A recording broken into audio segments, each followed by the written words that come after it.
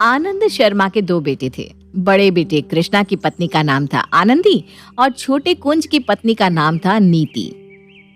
वैसे तो शर्मा जी की दोनों ही बहुएं पढ़ी लिखी, सुरक्षित और सभ्य थीं, लेकिन बड़ी बहू की एक आदत थी जिससे पूरा परिवार परेशान था। बड़ी बहू आनंदी बाकी सारे काम तो खुशी खुशी कर लेती थी, लेकिन सब्जी बनाने से न जाने उसे क्या चिढ़ थी। जब भी किचन में सब्जी बनाने की बारी आती, या तो वो सब्जी का काम देवरानी पर टालकर दाएं बाएं हो जाती, या फिर अगर बनाती भी तो बेमन से बेस्वाद सब्जी ही बनाती, जिसे खाकर सबकी भूख ही खत्म हो जाती। एक दिन, नीति, मम्मी जी से पूछ लो ना आज लंच में क्या बनेगा, और जैसा मम्मी जी कहे वही बनाकर तुम रेडी करके दो। तब तक मैं गुड्डू का स्कूल का होमवर्क करवा देती हूँ। रोटी और चावल मैं आकर बना दूंगी, और ऐसा करना तुम बर्तन भी छोड़ देना, वो भी मैं ही देख लूंगी। नई आई देवरानी को काम समझाने के बाद आनंदी अपने कमरे में जाती है। चलो, जब से ये नीति आई है कम से कम इस सब्जी बनाने के झंझट से तो मुझे मुक्ति मिल गई है। अब ये माँ जी से पूछकर दिमाग खपाती रहेगी कि क्या बनेगा और क्या नहीं, और मैं आराम से जाकर रोटियां सेक दूंगी। मम्मी जी, लंच का टाइम हो रहा है। भाभी ने कहा है कि मैं आपसे पूछ लूं कि लंच में क्या बनेगा। आनंदी की चालाकी मैं खूब समझती हूँ। जानबूझकर सब्जी का काम तेरे ऊपर छोड़कर गई है। सब्जी बनाने में पता नहीं उसे क्या आफत आती है। वैसे एक बात कहूँ बेटा, जब से तू शादी करके आई है ना, हमारे तो भाग खुल गया, वरना रोज इस आनंद के हाथ की बेस्वाद सब्जी खानी पड़ती थी। जब से तू आई है इतनी स्वादिष्ट आलू की सब्जी बनाकर खिलाती है कि खाकर मन ही खुश हो जाता है। अब तू ना रोज रोज पूछा मत कर, बिना पूछे आलू की सब्जी बना दिया कर लंच में, सब खुश होकर खा लेते हैं, और क्या चाहिए। ठीक है मम्मी जी, आप सत्संग में जा रही थी ना, आप हो आइए आराम से, मैं खाना बना दूंगी। सासू माँ को सत्संग में भेजने के बाद नीति रसोई में जाकर खाना बनाने लगती है। कुछ देर बाद, अरे नीति, सब्जी बन गई क्या? क्या बनाया तुमने? और क्या बनेगा भाभी, सासू माँ ने फिर से वही आलू पूरी बनाने के लिए कहा है। आलू की सब्जी मैंने बना दी है, अब आप फटाफट पूरी और पुलाव बना दीजिए। अच्छा ठीक है, मैं बना देती हूँ, तुम जाओ जाकर अपने कमरे में आराम कर लो। भाभी, मुझे छोले, पनीर, चाइनीज, कॉन्टिनेंटल इतनी सारी डिशेस बनानी आती है, लेकिन पता नहीं माँ जी या बाकी के घर वाले रोज रोज मुझे बस आलू की सब्जी बनाने के लिए ही क्यों कहते हैं। लगता है मेरे हाथ की आलू की सब्जी सबको बहुत ज्यादा ही पसंद आ गई है। अब तुम बनाती ही इतनी बढ़िया हो, मेरा तो देख के मुंह में पानी आ जाता है, और उसके साथ पूरी तो इतनी स्वादिष्ट लगती है कि क्या बताऊं। आनंदी के रसोई में आने के बाद देवरानी नीति जाकर अपने कमरे में आराम करने लगती है, और आनंदी आटा गूंथ कर गर्मा गर्म पूरियां उतारने लगती है।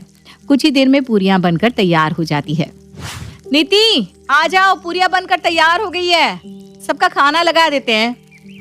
नीति और आनंदी मिलकर पूरे परिवार का खाना डाइनिंग टेबल पर लगाने लगते हैं। तभी कुंज और कृष्णा भी दुकान से खाना खाने के लिए घर आते हैं। अरे मम्मी, क्या बनवाया है आज लंच में? बड़ी अच्छी खुशबू आ रही है, मेरी तो खुशबू से ही भूख बढ़ गई। मैंने तो मम्मी को फोन करके बोला था कि नीति से कहकर आलू की सब्जी बनवाना, कभी ये लोग अपने मन से कुछ और बनाकर रख दे। खुशबू से तो लग रहा है कि आलू की सब्जी बनी है। हाँ भैया, आपने बिल्कुल सही पहचाना, आलू की सब्जी ही बनी है। अरे आज आलू की सब्जी कहीं आनंदी ने तो नहीं बना दी ना? अगर उसने बनाई होगी तो समझ लो अभी तक जो जुबान पर स्वाद चढ़ा हुआ है ना, वो पक्का आज उतर जाएगा। अरे भैया घबराइए नहीं, भाभी ने सब्जी नहीं बनाई है, मैंने ही बनाई है, अपने हाथों वाली स्पेशल आलू की सब्जी। और भाभी ने बनाई है गर्मा गर्म पूरियां और मटर पुलाव। अच्छा, आप जल्दी से खाना खा लीजिए, वरना खाना ठंडा हो जाएगा और सारा टेस्ट बेकार हो जाएगा। बिल्कुल सही कह रही हो तुम, लाओ जल्दी जल्दी खाना सर्व कर दो, मुझे वापस दुकान भी जाना है। नीति सबकी प्लेट में खाना सर्व कर देती है। खाना, अरे छोटी बहू, हमें भी बता दो अपनी सीक्रेट रेसिपी। अरे भैया, ऐसा क्या डालती हो तुम सब्जी में कि हम लोग बस उंगली चाटते रह जाते हैं। कल भी तुमने कमाल की आलू की सब्जी बनाई थी, और आज भी बिल्कुल वही स्वाद, वही रंग और वही लाजवाब खुशबू। अरे पापा जी, कोई सीक्रेट रेसिपी नहीं है, मैं तो जो भी बनाती हूँ ना सब लाजवाब ही बनाती हूँ। सबको नीति के हाथ का खाना पसंद आ रहा है। भगवान करे ये ऐसे ही स्वादिष्ट खाना बनाकर सबको खिलाती रहे और मेरी जान छूटी रहे।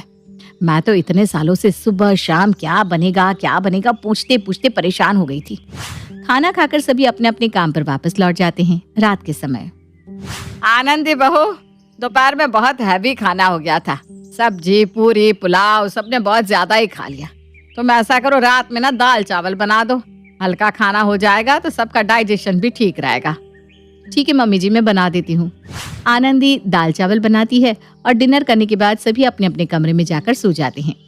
रात के तकरीबन 12 बजे थे कि तभी नीति के दरवाजे पर दस्तक होती है। अरे मम्मी जी, अब इतनी रात को क्या हुआ? आपकी तबीयत तो ठीक है ना? कुछ हुआ है क्या? अरे नहीं नहीं बहू, कुछ नहीं हुआ, तुम घबराओ नहीं। वो जरा मैं ये कह रही थी कि दाल चावल तो बेटा 2 घंटे में हजम हो गए और मुझे ना बड़ी तेज की भूख लग रही है। तो ऐसा करना, थोड़ी सी पूरी सब्जी बना दे। अच्छा, आप चलिए, अभी थोड़ी देर में आपको पूरी सब्जी मिल जाएगी। नीति अपने कमरे में आकर अपना मोबाइल उठाती है। मोबाइल से ऊपर के फ्लोर पर सो रही जिठानी आनंदी को फोन करती है।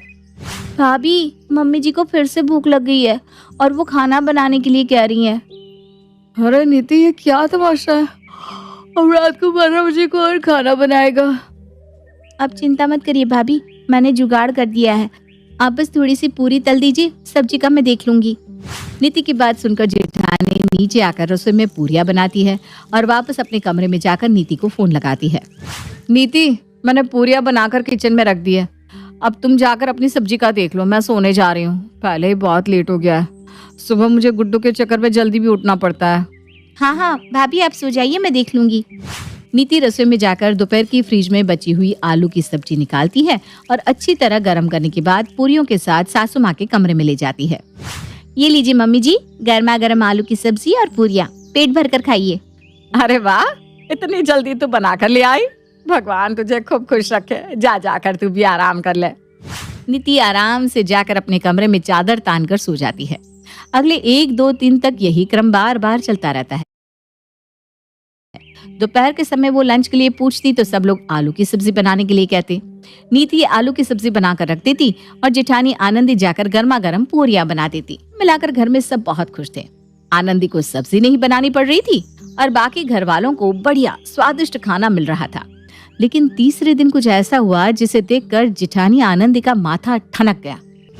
अरे ये नीति तो रसोई में खाना बनाने गई थी ना, ये टिफिन लेकर कहाँ जा रही है? ये टिफिन का क्या चक्कर है भाई? मुझे तो इसने कहा कि भाभी आप अपने कमरे में जाकर आराम कर लीजिए, मैं सब्जी बना देती हूँ, और खुद टिफिन लेकर घर से बाहर जा रही है।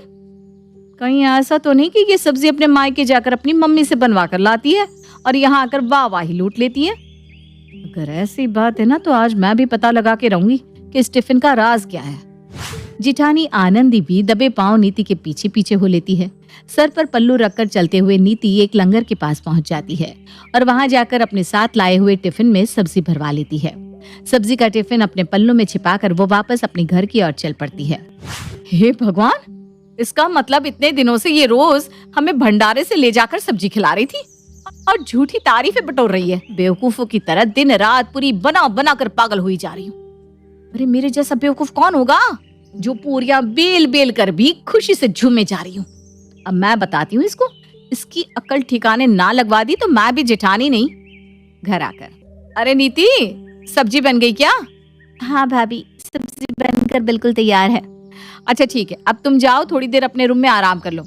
कितनी मेहनत से तुम सब्जी बनाती हो, थक जाती होगी ना। जाओ, रसोई का काम मैं देख लूंगी। नीति के जाने के बाद आनंदी सास प्रमिला को सारी सच्चाई बताती है। देख लिया माँ जी आपने, आपकी लाडली बहू ने क्या किया। वो सब्जी जो आप उंगली चाट चाट कर खा रहे थे वो आपकी बहू ने बनाई नहीं थी, वो तो रोज लंगर से सब्जियां लाकर खिलाती है। हे भगवान, बड़ी शातिर निकली है तो। काम चोरी में तुझसे भी 4 हाथ आगे। इतने दिन से हमें लंगर से लाकर सब्जी खिला रही है और हमें पता भी नहीं चला। अब इसे कुछ भी कहने की जरूरत नहीं है, इससे मैं बताती हूँ। अगले दिन, मम्मी जी आलू की ही सब्जी बनानी है ना? अरे बहू, तो ऐसा कर, आज पनीर बटर मसाला और छोले चावल बना ले। अब ना मन भर गया आलू पूरी से भी। वो क्या है ना, मैं जरा बटर मसाला और छोले की रेसिपी भूल गई हूँ, आप थोड़ा हेल्प कर दोगी? ऐसा है नीति, रेसिपी तो तुम्हें आलू की सब्जी की भी नहीं आती, क्योंकि वो तो तुम्हें लंगर में मिल जाती थी ना। हाँ भाभी, वो मैं तुम करने का समय चला क्या? अब तुम्हारी सजा यही है कि जो भी सासू माँ कहे तुम्हें अकेले ही सब बनाना है। और हाँ, अब से रोटी भी तुम ही बनाने वाली हो, क्योंकि इतने दिन आराम जो किया है। ठीक है ना मेरी प्यारी देवरानी। जेठानी की बात सुनकर नीति समझ जाती है कि उसका भांडा फूट गया है, इसलिए बेचारी बिना चूं चा किए अकेले ही रसोई में भिड़ जाती है। क्योंकि गलती की है तो सजा तो मिलेगी ही। सही कहा ना।